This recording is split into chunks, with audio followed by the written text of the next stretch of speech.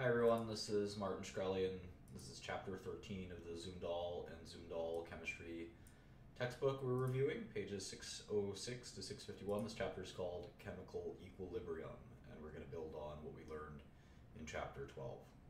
Okay, so what is chemical equilibrium, or just equilibrium? Well, it's an important concept that we're going to need in chemistry. And basically, it's a state where all the concentrations of all the products and reactants remain constant with time. So basically, all the changes in the system come to a stop. It doesn't mean that the system is static, and we'll talk about that in a second, but it does mean that the concentrations will stop shifting. So in essence, they've reached equilibrium, and it sort of sounds like, it is what it sounds like, right? I mean, it's reached an equilibrium. We've talked about equilibriums or equilibria colloquially, so just keep that in mind. All right, so we have this dimerization reaction where nitrogen dioxide combines with another atom of nitrogen dioxide to form this N2O4 species, dinitrogen tetraoxide, I guess. And what's interesting about it is we've learned in the past that nitrogen dioxide is this brown gas, while N2O4 is colorless, and that's a pretty interesting idea, right? You can have two separate molecules are both brown gases, but when they combine, they're colorless. Pretty fascinating. Anyway, if we put any amount of reactants in a closed container, that system will reach equilibrium, and this is a pretty important concept to get through. And we're going to talk a lot about this, and one of the things to consider is that you're going to have some reactions that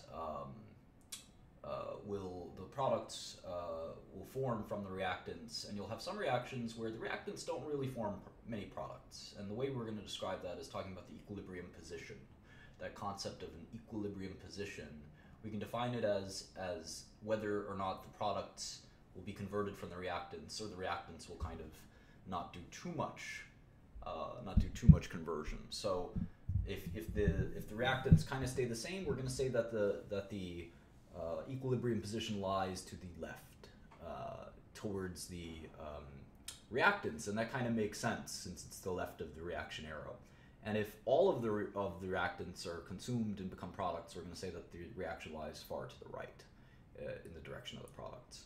And so, what might surprise you, I guess, is that if we do have a closed container, that all systems in a closed container will reach equilibrium. And part of the reason that that's somewhat surprising, maybe to even me, is that we learn a lot that these reactions are kind of one-directional, and that they proceed to completion. But the reality is there is the reverse reaction in addition to the forward reaction, and that impinges on virtually every reaction. We'll talk a little bit about that dynamic. Even if 99.9% of the activity is going in the direction of the products, there's still some equilibrium, and we'll discuss that further. So I made these charts. I hope you appreciate them. I worked hard to make them. You can see the craftsmanship and quality of these charts. But let's talk about what we mean by the equilibrium condition. I'm going to open up my Zumdahl textbook just so I can review it and read from it. All right, so as I mentioned a slide ago, the equilibrium is still a dynamic situation, even though there's no changes. As you can see here, in this situation, this reaction reaches equilibrium, and here we just have a simple water and carbon monoxide becomes hydrogen and carbon dioxide. And you can see this fancy symbol, and I would encourage you to practice writing that fancy symbol. It is a very impressive looking symbol that you don't see every day, and if someone sees you scrawling it on a piece of paper, they might think that you're doing something very dangerous, but it's just a sign that means equilibrium, and it basically means that the system is in equilibrium and that the forward reaction and the reverse reaction are equal. And so let's see what that means. So here you have the red line represents the products, and the black line represents the reactants, and this is pretty simple. We start just like we learned last chapter. We start with water or remember, they're in equal molar concentrations here. 1 mole of this and 1 mole of that, or 1 atom of molecule of this and 1 molecule of that. So it's water and carbon monoxide, and you can see that they get consumed, and they become this product, which is either carbon dioxide or hydrogen diatomic gas. And you can see that this reaction lies pretty far to the right. Most of the reactants will be consumed, however, not all. And you'll see that they reach this asymptotic point where there is this equilibrium, and they will not change any further. There'll still be some carbon monoxide in water, and it won't get converted to carbon dioxide and hydrogen gas. So, in this situation, the equilibrium lies far to the right. In this little graphic I made, what's kind of interesting here is you can see that the forward rate, the forward rate, in other words, the consumption of these reactants into these products, is very fast. And the reverse rate is not really taking place, because if we start with the reactants, we're not going to have any products to go in reverse. So the reverse rate will pick up steam, and when these rates equal, that's when the system reaches equilibrium. And that's kind of an important concept. All right, 13.2. We're going to learn something really, really important here. I joke that the things that we really need to know, we tattoo. And this is your next chemistry tattoo. I don't remember all the tattoos we've done, but hopefully you're not running out of space, and this is an important tattoo. It's called the law of mass action, and it's going to be something we're going to use for the rest of this chapter and maybe the rest of our lives. So, in any event, this is a description of the equilibrium condition. We have these coefficients. We have the species, which are the reactants in this case, A and B, and their coefficients J and K. And we have the equilibrium sign, and then we have the products, C and D, and their coefficients L and M. And so the law of mass action is the following. And maybe I should blow this up. Let me do that. All right. That's better. The law of mass action gives for this form. Let me make these both really big because you need to know this.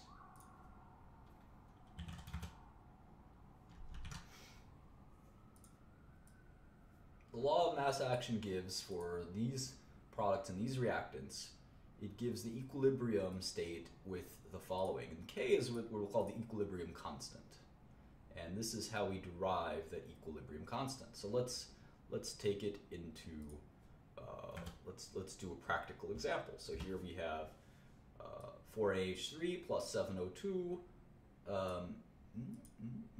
Did I miss, I think I missed a equilibrium sign. Let me add that real quick. Here we go. All right. So it becomes 4 nitrogen dioxide and 6 water. It can be expressed as the following. So we're going to take the products and we're going to put them on top. And their coefficients then become their exponents. And that's all divided by, the reactants, and their coefficients become their exponents. So that's sort of how we do it, and these are the concentrations. So we can actually put the concentrations in if we know them. So if there's 1 molar of nitrogen dioxide, or 1 mole I should say, we can put 1 in there. If there's 2 moles of water, we can put 2 in there, and so forth and so forth. And we're gonna do this example in a second, but this is how we set up the law of mass action. All right, so let's do our first problem. And this is on page 611 in the book. So we have this example. This is the Haber process to make ammonia. And we basically have this diatomic nitrogen gas with diatomic hydrogen gas. And with a little bit of heat, you can actually make ammonia. And this is the process that's used in real life. And so here we have this, the following concentrations. We have 3.1 times 10 to the negative second moles per liter of ammonia. We've got 8.5 times 10 to the negative 1 moles per liter of nitrogen. And we've got 3.1 times 10 to the negative third moles per liter of hydrogen. So we need to calculate the value of K at this temperature. And then they also want us to calculate the value of K for the reverse reaction. And then they want us to calculate the K value for sort of a half, basically a half of the top reaction. So we're going to do this. That's pretty easy. The Haber process is, as we can see, this simple equilibrium here, and it does reach equilibrium, like all reactions. And K, we can see again, we take the product and we put it on top, and we're going to square it because the coefficient is 2. And that's sort of like calculus. You take the, in calculus, you take the exponent and you put it as the coefficient when you take a derivative. And this is sort of like taking the antiderivative. You take the coefficient and you put it as the exponent. And then we do the same thing for the reactants, except we put them in the denominator. And so here, N2, well, there's a coefficient of 1, right? There's always a coefficient. Sometimes you don't see it. So coefficient is 1. We're taking it to the, I guess, to the 1th power, first power. And then here, 3 diatomic hydrogens, we put hydrogen here, and we're taking it to the 3rd power. And so if we do that, we remember these concentrations. We have 3.1, 8.5, and 3.1 to their respective molar concentrations. So 3.1 times 10 to the negative second. We're going to put that here, and we're going to square it, because remember the coefficient of ammonia is 2. And we do all this math, and we get 3.8 times 10 to the 4th is the equilibrium constant. And note, there's no units. Equilibrium constant is just the equilibrium constant. And now for the reverse reaction, we actually are just going to do, right, we're going to do the reciprocal, which makes a lot of sense. We're just going to take 1 over k, and we get the equilibrium constant for the reverse reaction. We're going to see why getting the equilibrium constant is really valuable. As you can imagine, knowing the equilibrium constant allows us to know other things, and we've seen that in other areas of chemistry. So let's keep going here. All right. And so here we have the sort of half reaction of the Haber process, right? And so we'll call this K double prime. And if we do that, do all the math out, we know that K double prime is equal to K to the 1/2 power, the square root of K. And we can see that here. And the square root of 3.8 times 10 to the 4th is actually 1.9 times 10 to the 2nd. So that's a pretty easy way to do this. And if you notice, K double prime is this half reaction, and the prior reaction was just K, so this made a lot of sense mathematically. Okay, so let's go to this problem. So this is the rest of this equilibrium constant part of this chapter. And one of the things that's going to be fascinating with the law of mass action is we're going to get the same K value, no matter how much of the gases we mix together. And that could be a little counterintuitive. So here's 3 experiments with the same reaction, the Haber process, and totally different concentrations. So here we have no ammonia. No ammonia. All we've got is nitrogen, hydrogen. Here we have only ammonia, and it's going to decompose. And here we have a little bit of all 3. And you can see that no matter what, the K value is going to be the same. And if you don't trust me, you can go ahead and do the math. But these will be the equilibrium concentrations at equilibrium after the reactions had some time to progress. And the K value will be the same no matter what. So the equilibrium constant is truly a constant, which makes sense.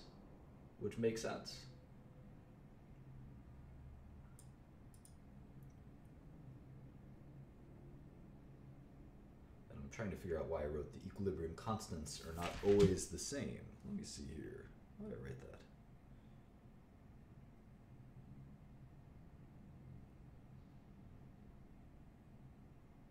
I think equilibrium positions, maybe. That's what I meant to write.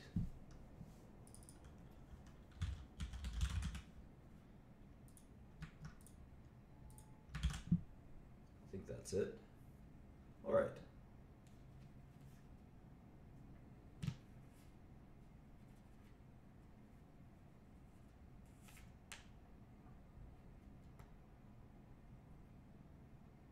Great.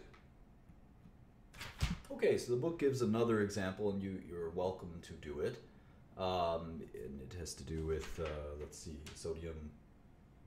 sulfur dioxide and sulfur trioxide. And you're welcome to do that one.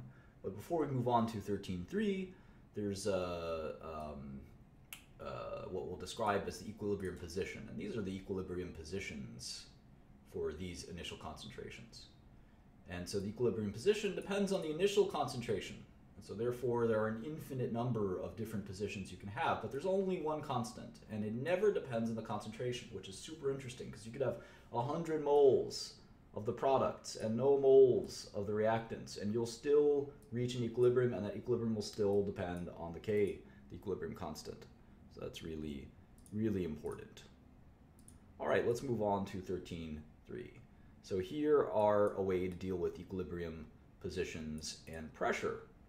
And so we can use Kp as sort of a pressure constant, and we can use the law of mass action in the form of pressures. So we can take partial pressures, I love saying that, partial pressures of ammonia for the Haber process, and we can see that these partial pressures will also be at equilibrium. So here's another reaction where we take nitrogen monoxide, or nitric, and then we add chlorine gas, and we get this NOCl.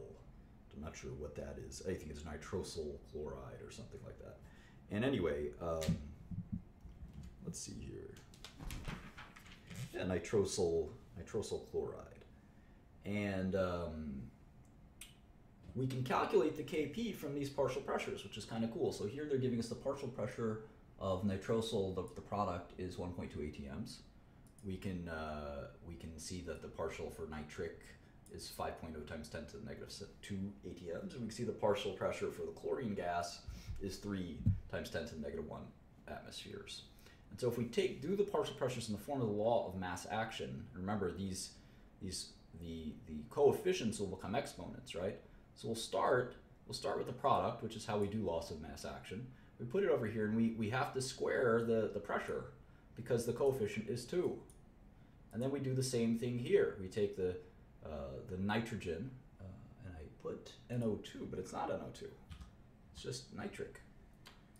We take the nitric, and we square that because the coefficient is 2. And then we just multiply it by the chlorine because there's coefficient is 1. And we get 1.9 times 10 to the third power is the equilibrium constant of pressure, or the pressure equilibrium constant. What's kind of cool is we know from our first chemistry tattoo, PV equals nRT, the Kpk relationship is the following. It's Kp equals K times RT to the delta N. And delta N is the sum of coefficients of the gaseous products minus the sum of coefficients of the gaseous products. Because what's interesting in equilibrium is and we'll talk about this just in the next slide, is that we find that the gaseous products obey these laws, but the solid and liquid products and reactants do not. So we're going to learn more about that in a second. But you can use these. You can sort of equate the Kpk relationship using the PV equals nRT. So we'll talk about heterogeneous equilibria, and don't worry if some of this is a little bit complex for you. This is a chapter. When we were doing this review ad hoc, I actually skipped this chapter because I felt it was a little dense and not relevant in the real world. Then I sort of decided you really can't learn chemistry without learning the law of mass action. But once you learn the law of mass action, I think, and apply it at least once or twice, I think you'll be okay with respect to chemistry, especially with respect to medicinal and organic chemistry, especially if you're not going to focus overwhelmingly on synthesis. So in any event, let's continue. Okay, so when all the reactants are gases, this is homogeneous equilibria. But if we have different phases, we're gonna talk about heterogeneous equilibria. And here we have a pretty cool little reaction. So we have calcium carbonate, and then we have what we'll call lime. Calcium carbonate will decompose into lime and carbon dioxide. And what we find is that the equilibrium position is not dependent on how much solid or liquid there is in the reaction. So here's the only gas. The rest of these are solids. So the equilibrium constant here is just K equals the concentration of KO2. So we're not going to include concentrations of pure liquids or solids in equilibrium expressions, which is pretty fascinating.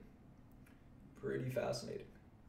All right, so I also use my graphical skill here to teach 13.5.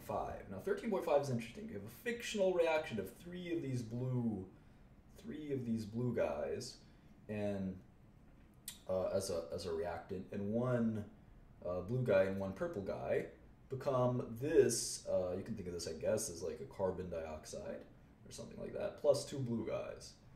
So two blue and one purple become two blue and just two blue. So this trimer becomes a dimer, and this mixed species becomes this species. It's pretty interesting.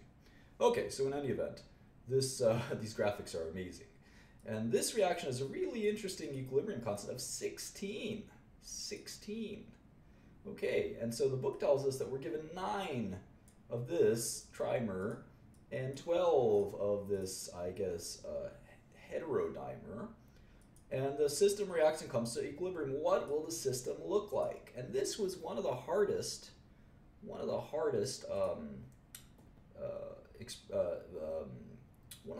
problems that I've had to do. It's a huge amount of effort. And what we did is we used, of course, the law of mass action.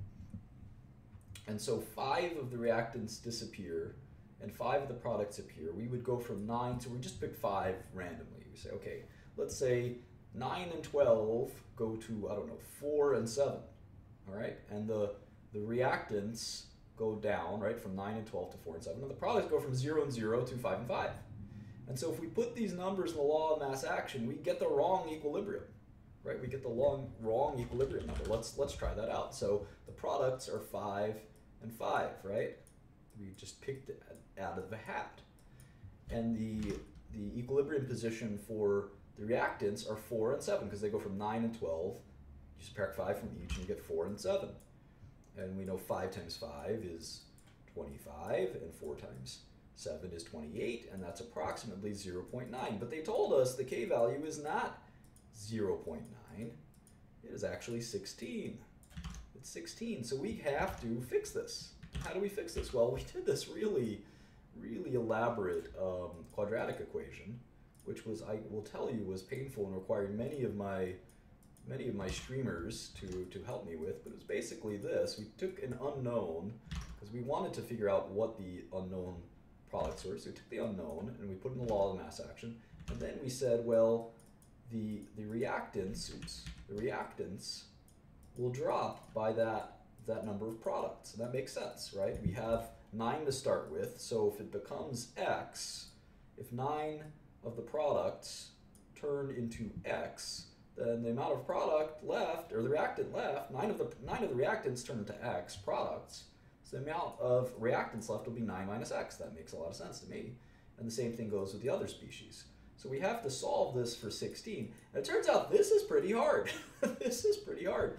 We have to move this guy over here, then we have to use the quadratic equation, and a lot of people got it wrong, but eventually we learned that X is equal to 8. X is equal to 8. And the equilibrium lies far to the right. That means there's only, of the trimer, 9 become 8. There's only one of these guys left over, so the reverse reaction is not contributing very much, and that's why the equilibrium constant is so large. And what's interesting is when we did it the first time, it's kind of fun. What's kind of fun here is we did it the first time, we said, all right, maybe 9 of the trimer, I'll draw it again, and 12 of the dimer, I don't know, maybe they become, and we were guessing, right? We said maybe they become 5. 5 and 5, that seems reasonable, right? 5 and 5, so this one will drop from 9 of them to 4 of them, and this will drop from 12 of them to 7 of them.